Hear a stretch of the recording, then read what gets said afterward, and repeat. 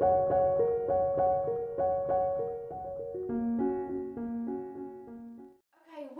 to this sort of interim Course in Miracles session following on from Saturday the 24th of July where I explained the levels of the self, the pseudo self, the little brother, and how we can save ourselves lots of time by understanding the mechanism of what's going on and how we can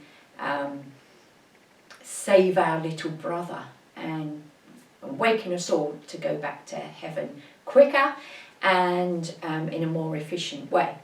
Now, this week I kind of had an incident where I went back a little bit and I felt like I was being the family punch bag again. Even though something else had happened of what I was not a part, I didn't do, that caused trouble within the family, and I really tried my best to help the person who was continuing the suffering, and then it all got turned around on me and suddenly I had said the wrong thing and I'm now the problem. Okay, so pattern of my life, middle child syndrome, feel like I'm the family punch bag. Anyway, so I slept on it and I woke up with this amazing information which follows on from, as I say, Saturday's session. So you might want to watch that first, and then I'll assume you've watched that and then we'll start here. So this is quite complex and quite deep, so stay with me. I've also done a series on the Book of Revelation, taking each kind of little paragraph or verse, should say, and explaining it, how it's not doom and gloom and apocalypse. It's talking about what happened to us with the psyche and the separation, the split mind, and us being chased by the ego and stuff like that. So at the end of this, I'll show you how this actually completely fits with particularly the woman and the dragon, which is verse 12 of the Book of Revelations. Okay, so let's start. So the question is going to be asked here: are you born?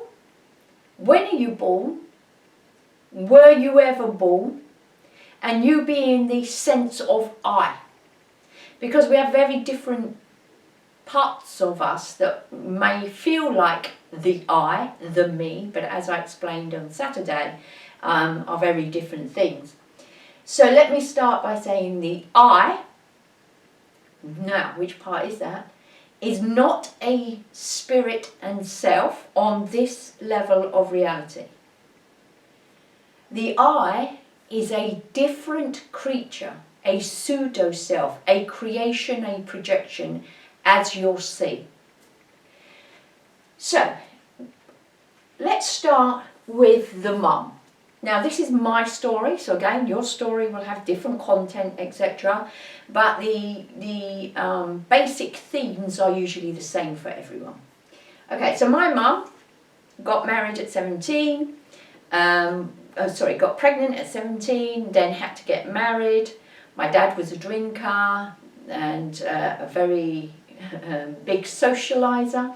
So my mum had a bad background, was in a family where there was other stepchildren who seemed to be more loved than her. She was an only child when her mum married the stepfather, and therefore she always felt different, alone, outcast, not wanted. They were always poor. And so she has got a lot of victimhood going on, haven't we all? No judgment there, okay? So she got pregnant to seek escape. So she was seeking to get out of that house where she didn't feel loved and wanted, etc.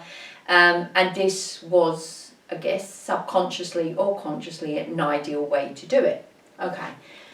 So the solution then were called Child A, her first child. Okay. Now, Child A, when it's born, is the firstborn, the special child, the loved child, the star, and in this case she's the saviour of the mother. Now what's important to understand is that now, if you Google this, you'll get different answers, but the new science says that there is no sense of self for that baby until they're about 18 months, 2 years, when they can start to recognise themselves in the mirror as a separate entity. But that's just the beginning of the separation. And they say the separation continues, again, it's individual, depends on your experiences, as we'll see, but is usually done by primary school age, so 5, and possibly up to 7, because Socrates said, show me the boy at 7 and I'll show you the man. So he already knew about this. So there's a question about when you are actually born. Now, in the womb, say I was pregnant, my baby is me. Same material, will experience my thoughts and emotions, because emotions get sent through the body as peptides. They're a result of thoughts. So therefore, this child is thinking the same as I am, feeling the same as I am, is me. Doesn't have a sense of being another entity. Okay? So for all intents and purposes, I'm giving birth to myself as the mother. Okay? And so we are one. And then when that child is born, now we think we're born into a baby's body as such, and we think that's where our life starts. This is complicated to tell you at the beginning, but as we go on you'll see what I'm talking about. But really that's not the point at which you're born, yourself starts, okay? And obviously to be born is to separate from the mother. But that doesn't really happen when the child is a baby. So for those first, now, up to 7 years, you are your mother to some degree. And obviously the earlier you are in that cycle, the more closely you are related to her. You are still one with her, even though it looks like a baby has been born that is separate. So as mother and child A are one, child A becomes increasingly like a separate being. Now, if we look at what's going on in the mother, lonely, outcast, poor, victimhood, that's going to completely confuse. Now look at the word confuse, because this is really important as we go along. To fuse is to join together. And can be with or against. Now, this is going to create confusion because child A is being told and shown they're loved, they're the answer, they're the saviour, they're the star, they're one with this, who also believes it's lonely, outcast, poor and a victim. Well, you can't be both. The mind can't deal with that. And the only way that it can reconcile that is eventually to split and to project one part away, which is what we'll come to in a moment. Okay, and I'm just here, just going back to the mum, just to kind of feed into later. She's seeking escape. Now, if you're running away, you are being pursued by something, and that's important for later, so I'll just leave that there for now. Okay, so in our family, there's 2.5 years between me and child A. Okay, and actually, because I begin in the womb and my mum would start to show and perhaps tell that sister that she's pregnant, etc., I kind of exist from 1 year and 8 or 9 months into my sister's life. Okay, now that 18 months is when the sense of self starts to appear. So as she's starting to feel like a separate entity, child A, my older sister, for all intents and purposes, even though I haven't arrived in a physical body, because she is still connected to my mum, she will recognise, be aware that child B, which is me, has arrived. So this is like an intruder. Where's this? Who's this? Where's this come from? If she thinks she's my mum to some degree still, but doesn't understand where this other being is come from, is created from, it's going to add to the confusion. It's going to add to the sense of, hang on a minute, who am I? So if this diagram here, we have the blue for the mum, the red is me, so I was trying to show that I'm in and almost protruding out of her body as well. But child A, my older sister, is also still connected into that oneness. So if we look at that from the mum's point of view, first of all.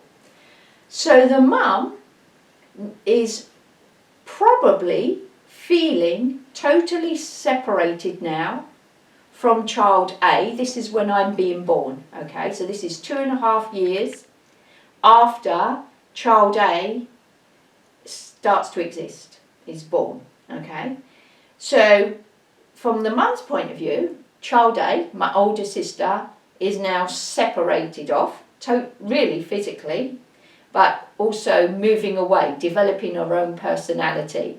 And the mum kind of pushes her away, if you like, because she's now got to concentrate on child B, me. I'm the centre of her attention. I can't be separated from her. I'm closer to her than child A, etc., etc. And also, so she's totally, or is separating from child A, or even pushing child A away, and think how child A is going to feel about that, whilst totally connecting with child B, me. A's point of view, child A's point of view on this, if you think about it, is, hang on a minute, as I've said, intruder alert, where is this other being coming from? Who is this? What is this? Are they safe? I didn't create this, even because still A feels like their mum to some degree. But also at that age and before, what she will have been noticing is that mum can leave, say like mum goes off to work, and that child A is in a different place. How does that work if you are your mother? Again, it's just increasing levels of confusion for each child. They get confused because they believe, they feel they are the mother for that longest period, and then suddenly they're not. She can be in a different place. How does that work? She can think different things. She can be against that child, it would seem. You know, when the mother tells the child off or tells them that there's something different, you're stupid, you're wrong, you're bad. So this all confuses the mind, and the child kind of gets stuck with these questions. Well, if I'm not now my mother, who am I? Where am I? What am I doing? And what this does is cause the mind to split and have to project out one part of itself. And it projects it into a separate location or point of reference, which is the body. Okay, so now that child starts to believe that it is a body that is obviously separate from the mother and other people around it, and becomes a point of reference, a location in space that is different to anybody else's location, and it becomes the I. This is where I am. This is who I am. And I think it's at that point that you are really born. And so you are born into it, you believe, and this gets projected back in order to make sense to the mind, to a separate being called mother. So it's really important to understand that until, let's say 2, 3, you do not have your own body for the psyche, for from a mental point of view. Because if that baby looking in the mirror thinks that's somebody else, they think they are the mother still. This is where language is difficult because we don't have enough words for this. Okay, but you have to understand, if you don't have a sense of self-awareness, you can't have a location in space as something different from anything or anyone else. Therefore, you are everyone in the environment, especially your mother, because you still believe you are her. So I hope that makes sense.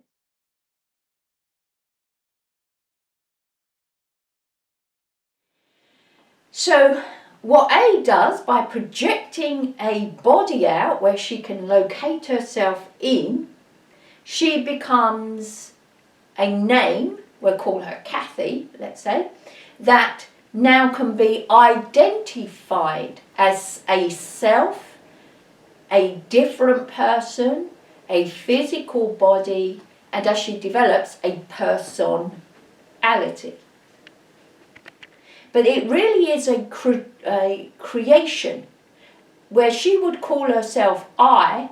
That's a pseudo creation because it's projected out, so the true self stays here.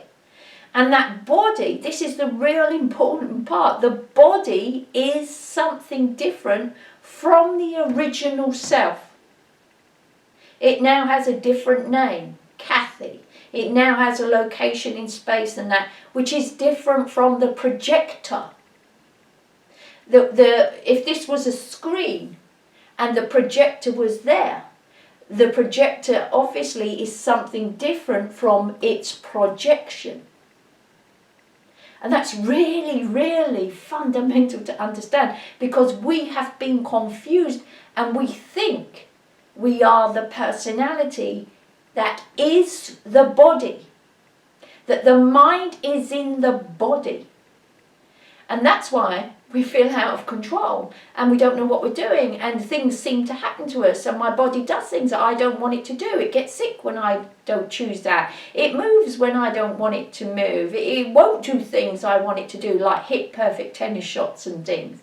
Because unbeknownst to me all of this time, who thought I was in the body, it's totally not true.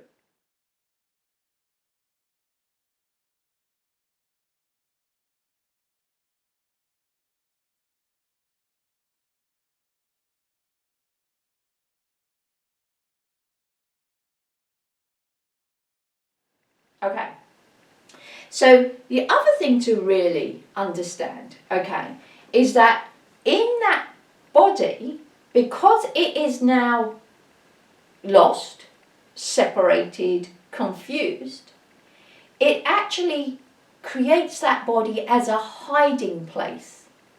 And again, in the book of Revelation, it talks about, and again in my series I say this, about the creation of the subconscious, where the self that has been projected out is hidden in the body because it's hiding from these, what it seems as, me, an attacker, that I've usurped its position. This is the common thing with elder children. They feel like the child that comes after them pushes them out, usurps their position as the star, the special one. And they may even believe that the mother has chosen this other child over them because they're better or whatever it may be. And this plays out in the whole psyche, which is why we're attacking all of the time and feeling like we're being attacked, I believe.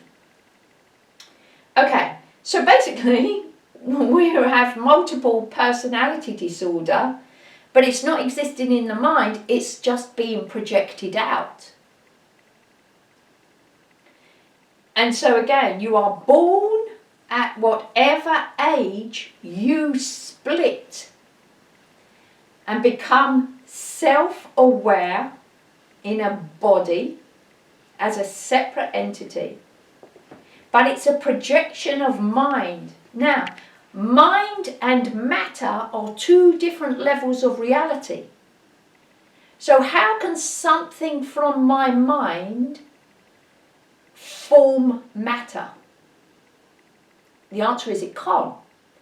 Therefore, this is an illusion, a dream, or a psychosis. Because as a psychotherapist, I have people who are in psychosis who absolutely fundamentally believe they can touch the assailant that's chasing them, who can, do amazing things because they absolutely believe 100% in their psychosis. And I had a client who went into psychosis, and when he came out, his partner said, "You've just been talking to yourself for 5 days, I've just left you to it." Because nothing actually happened, but in his mind, police were here, you name it. It was so real for him, he was in a terrible state. But what was really happening was just in his mind. So you can believe you can create in matter, the illusion, and you do that when you dream, in your dream. If someone's running at you with a knife, you will run in the dream. But you believe it's real, you'll have the heart going and everything else. You might even wake up in a cold sweat because it's so real. So this isn't beyond the realms of what we're doing every minute of every day, or reality, or the realms of belief. It's totally reasonable and logical. Then the question becomes then, are you ever actually physically born? Because all of this that we've talked about before is a mental thing. It's thoughts, it's ideas. So are you ever actually born? Now that is really fundamental and important, because if you cannot physically be born, you cannot physically die. And I believe, in spirit and on this level, we would talk about reincarnation. I do past life regressions as a hypnotherapist, etc. But I know you're just going from scene to scene, dream to dream. I know that as physical matter that doesn't really exist, you can't die. Therefore, it's the spirit that's just having these different lifetime experiences as such. Okay, so let's now look at when I come into the picture. So, this is at the point of my, what we would say in physical birth, as a baby. Okay, so my mum's point of view. She's now got 2 youngsters under 3, because I'm born when my older sister is 2.5 years old. Okay, so she's now got 2 children under 3. We live in the 14th floor of a block of flats where the lifts never work and the prams are huge in those days. My dad's out drinking and working. She's on her own a lot of the time. She's tired. She's stuck. There's an absent father. She's on her own. And I am born with celiac disease, so I'm crying all the time. I'm restless. So she's probably going to hate me. Hate's a strong word, but we'll just use it because the course uses it. She's going to hate me. Okay. So, but at the same time, she is one with me. Even till I'm like 2, 3, 4, 5, 6, she is still one with me. So there's confusion within her. From child A's point of view, my older sister, who is still to some degree mum, because she's only 2.5, and she is also developing a sense of I. So she's also continuing her own experiences and development of the self as a separate entity, a body. She's just going into that first sense of separation. So she is going to feel perhaps a loss of the mother. She's been usurped of her place as star and, loved child. She might see herself actually being pushed away by the mother because My mum's tired when she's pregnant and she's got to deal with me now, I'm born, and obviously that, where a baby takes up the whole of your attention, etc. Attention is 100%, so if she's giving me 90, that means there's only 10 for child A. So she's experiencing huge amounts of loss, almost a forced separation because of the timing of this pregnancy and my arrival. She's going to feel like she's being rejected from the mother. She's going to feel attacked by me, who's usurping her place as the love child. And so we can see why she wants more and more, or will feel more and more forced quickly to go into that separation. I, child B, am experiencing myself connected with the mother, tired, stuck, living on the 14th floor of the flats, with an absent father, wondering what she's done with her life, trapped and all of that.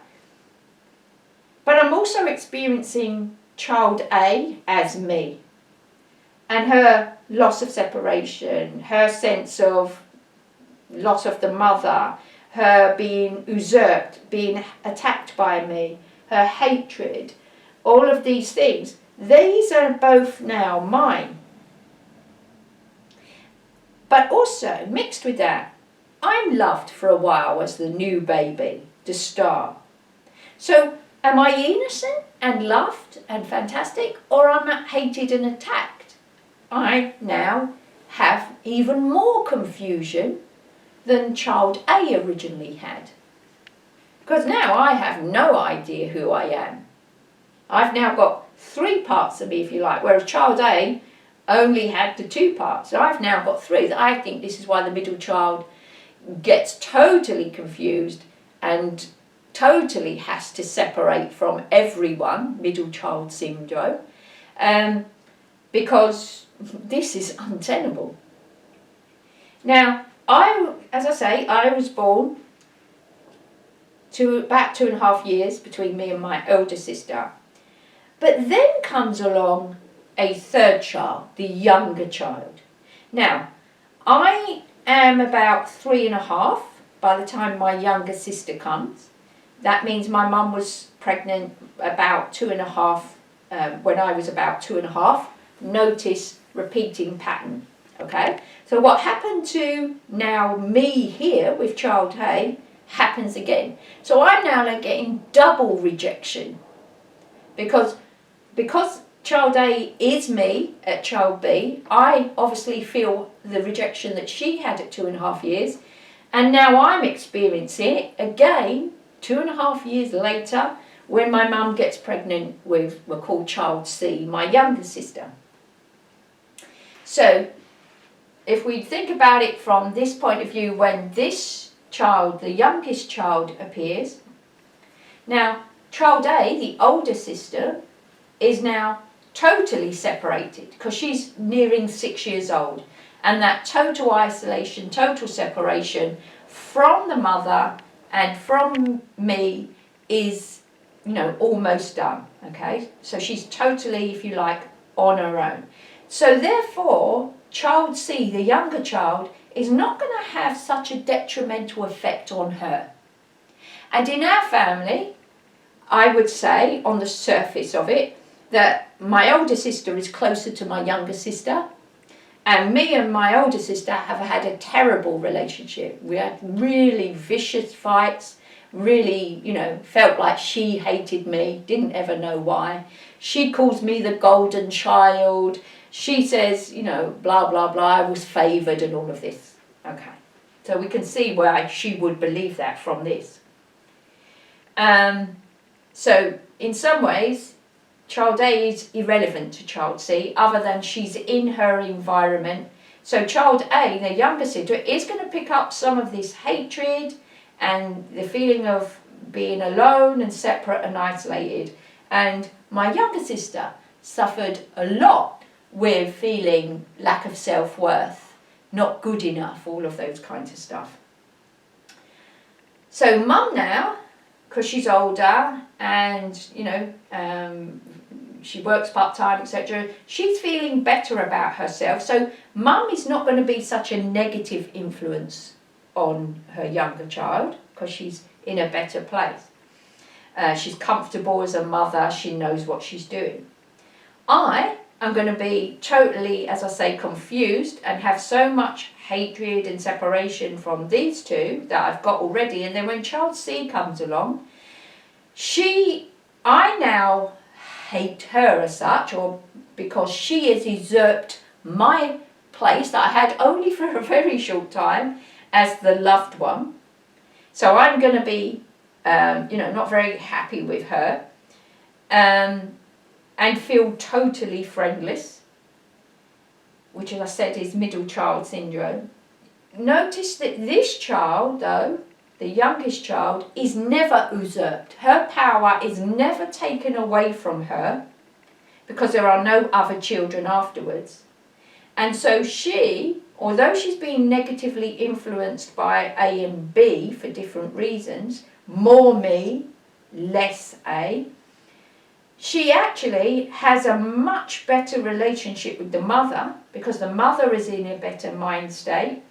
She can have more time now to love this child, and this child will only ever know love because it's never usurped, it's never taken away, and therefore the split with the mother will be more difficult and may not even happen because it's not in force. Nothing comes along to make it happen quicker. And I know that's right because my sister used to sit on my younger sister used to sit on my mum's lap till she was 14. They're like two peas in a pod. They live opposite each other, so I can see how that is absolutely true. So also there's a point that actually I get on best out of everyone with my younger sister, and I think that's because I didn't necessarily project my hatred onto her, when she usurped my place. A, because I didn't have it for long anyway, so I didn't feel that specialness that the first child would feel. But also because feeling guilty, or being made to feel guilty that I did usurp my sister's place, I might be less likely to do that to somebody else. So those who are without sin cast the first stone. Well, if I know I have sinned by usurping this, I would be less likely to hate the one that usurped me or to attack the one that usurped me. So to make it a little bit clearer, so child A, the oldest child, only knows victim. She has been the victim of my usurping her place.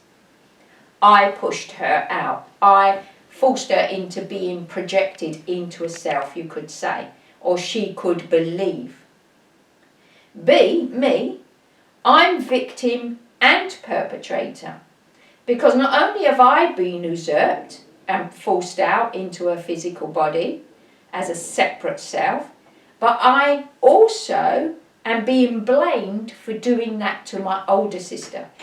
So A is only victim, B is victim and perpetrator, and C, the younger child, depending on the situation, is either going to be kind of neutral or might not even split from the mum, might be a very nice, gentle, easy splitting into a personality, into a separate body.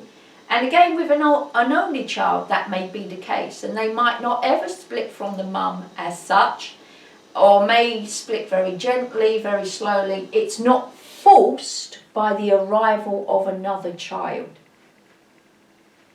So again, we can see here how really confusion is the key, because as a hypnotherapist, when I'm going back to clear people's old programming, as I refer to it, their old past hurts and stories, what you find is confusion always comes up. And I've realised it's the confusion that gets it stuck in the psyche, like a post-traumatic stress disorder that gets stuck at the front of the brain and continuously repeats the pattern. So if in the military a guy saw his friend get blown up, and then 25 years later he's in civilian life, and he hears a car backfire, he will hit the floor as if that was happening now. So if these things don't get processed properly, and if you don't know if it's a good thing or a bad thing, you don't know where to file it in the brain, and therefore it just kind of is stuck in the pending file that's getting bigger and bigger and bigger. Eventually at some point you need to clear it and deal with it. And as I say, I'm finding confusion is the key. Okay, so the next part is to just go back and link this to what I was teaching last Saturday about all the different parts of the self, because it becomes much more clearer now. So God is not in this picture. The real world, this is all a dream, remember, an illusion. There is God and the Son of God together happily in heaven. So this is, if you like, the dream and the illusion.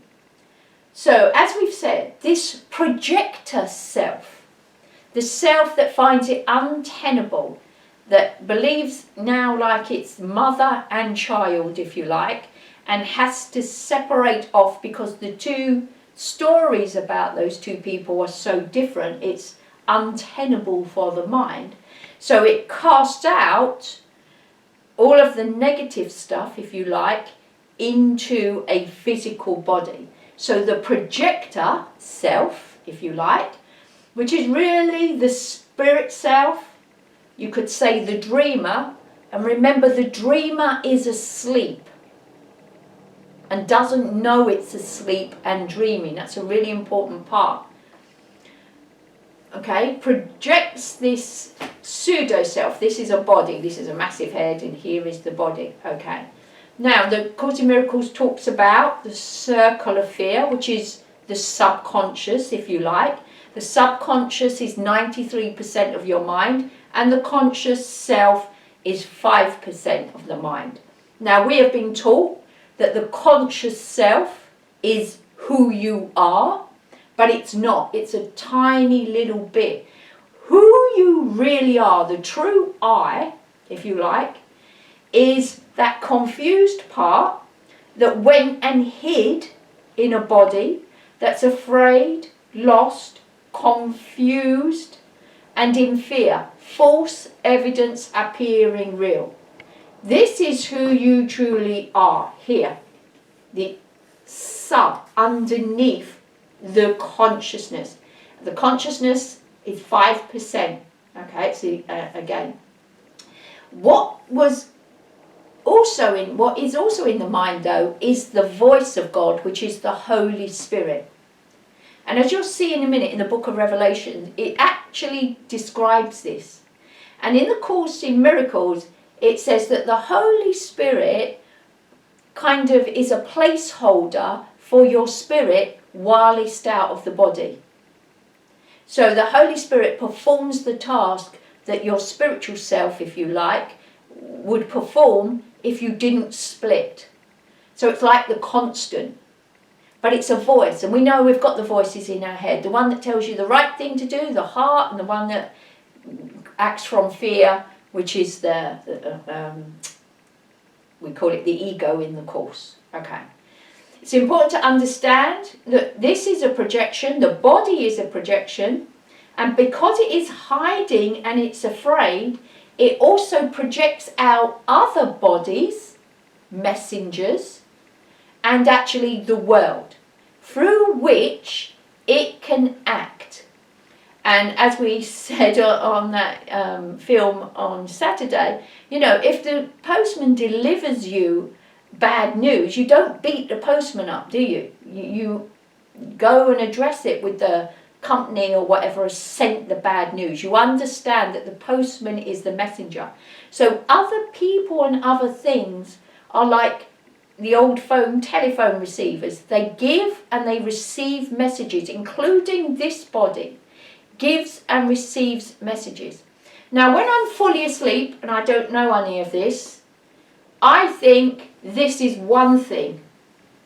I don't know what's in my subconscious.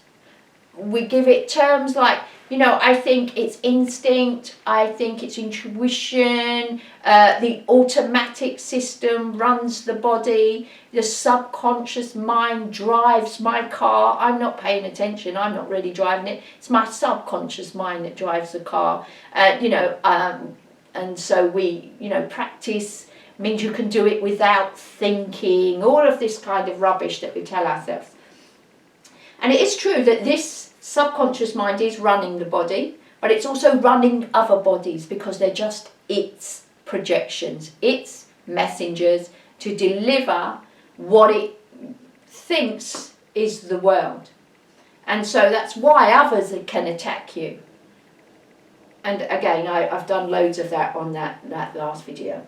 So really, we need to love and communicate and go back in union with, and I want you to think about this as your little brother, this circle of fear, as our dreaming self awakens, as the dreamer self that projected all this and then kind of believed that this was all there was, denied this part, the dreamer, the spirit self, denies God, denies that there's anything else. That's the only way, if you deny everything else, that you can think that this is the truth. So denial is a huge part. As you start to wake up, as you become lucid, as the Holy Spirit teaches you, as you become aware of this information, and you can see it happening in your life and why it's happened, which I hope I've now explained, you can see its madness. That the problem to be addressed is that you need to take back your projections. You need to take back the self that you think is over there as a physical body and communion. Bring it back together as a one thing with this true spirit self, which then can go back to Christ and then can go back to God. So if you think of this as the beast or the ego or something to be fought against, you are going to be in trouble. So what we have to do is to heal it, to undo its programs, to show it that, hey, listen, come into the light, don't hide anymore, be with me, I love you, I know you've been making mistakes because you're in fear, false evidence appearing real, because you think no one loved you, because you didn't know who you were, all of this kind of stuff. So you have to really teach it who it truly is, which is spirit. Okay, so that's all what the Course in Miracles is doing. And then as I'm going through this, I realised I recognise this from the book of Revelations. So we're just going to focus on, because you can read all that and watch all that on the YouTube series. So I'm just going to go for chapter 12, verse 12, the woman and the dragon, because it shows this so clearly. So let's do a little key first of all. The dragon is the belief in death. And it's your belief in death, the subtext that you believe you're born into a physical body, that the Course in Miracles says is our main problem. Because if you believe in death and that you're born and that you're a physical body, then you can't be the Christ and you can't be the Son of God, which makes God nothing, if you like. So it's not just about, you know, believing in death that, you know, you're going to die and it's going to be terrible. It's really, it's a fundamental error of who you truly are. Because you can't believe in death and believe that you are the Christ. They're two different thoughts. The woman is the spirit self, that part of Christ, if you like, the projector self. The child, the male child that we're going to hear about, is the actual Christ self that is still with God in heaven. And the other children it talks about is the circle of fear, the projections out into the world and others. And the beast is the ego that wants you to believe that that is true. Okay, so the book of Revelations says, and you can read this for yourself in verse 12, that a woman is screaming out in pain, about to give birth, and there's a dragon there waiting to snatch the child away and devour it. Now, first of all, dragons breathe fire, and in mythology they represent transformation. Out of the fire comes the phoenix, all of those kinds of things, okay? So when the woman gives birth, it says that God snatched the child away and took him to heaven. So this is the Christ self that God protected, snatched and holds in heaven. So who you fundamentally really are is the Christ that never left heaven. But you dreamed or had this illusion of a self, okay? The woman runs away, escapes into the wilderness and is nourished there for 3.5 years. 1,260 days, which is roughly 3.5 years. Now that figure is significant, because when is the self starting to separate? Between 18 months and 5. So that is slap bang in the middle. So it's saying that the woman, which represents the kind of spiritual self that is part of the mother, etc., for that time in the womb and the first, up to 5-7 years of life, it's protected for 3.5 years. You cannot separate before then. So, that is something that even if you wanted to separate, you can't. God has protected you. So, and then it says that the dragon came and tried to find the woman, the spiritual self, but it talks about the earth opening up and saving it, the body. So the earth represents the body. So the body is created into which this little spiritual self, that Holy Spirit represents it, and the pseudo personality, etc., they all go off into the body. The earth saves it. And then it starts to talk about the beast. Now the beast is, as I've said, the kind of ego. And then it says that the beast just chases her other children. It goes off to look for her other children. And the other children are all of the projections from the circle of fear. The world, other people, this body. And what does the ego do? It wants you to attack yourself. It wants you to attack others. It says other things. The weather can attack you.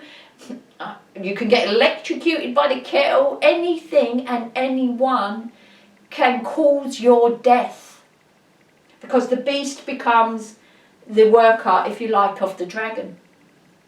And if you go on after chapter 12, verse 12, you'll see how the beast comes from the dragon as such. Okay, so what does that look like in real life? So you are protected, nourished by God for those first 3.5 years, until you are separated or forced out, pushed out into a body between 18 months to 5 years, and actually become that circle of fear, the subconscious, the main part of you, the 93% becomes all of that negative stuff, and the part of the self that you think is you, is in control, you think is the conscious mind, 5%. It's not. You are being run by the circle of fear. Therefore, anger, victimhood, fear becomes enhanced, because that is what you really are. And actually, you are the subconscious, which must be healed, coaxed, corrected, and undone to release control, and then to be able to not only communicate but come back into union with the projector self, you, the spirit. The book of Revelations, everyone's heard of 666. Also what I realised when I was doing this is when you have letters, you say A equals 1, B equals 2, C equals 3, 6 equals F. So you get the FFF. What's the FFF? Fright, flight, freeze. So what it's telling us is the fear-based system is the beast. What is the fear-based system? The circle of fear. All of your subconscious mind, all the miscreations, the misbelief that you thought you were.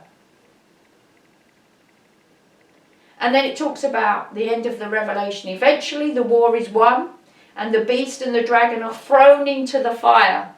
So the beast and the dragon, the circle of fear, is transformed. The fear-based system is transformed. You don't fight it, you don't delete it, you transform it. Fear is false evidence appearing real.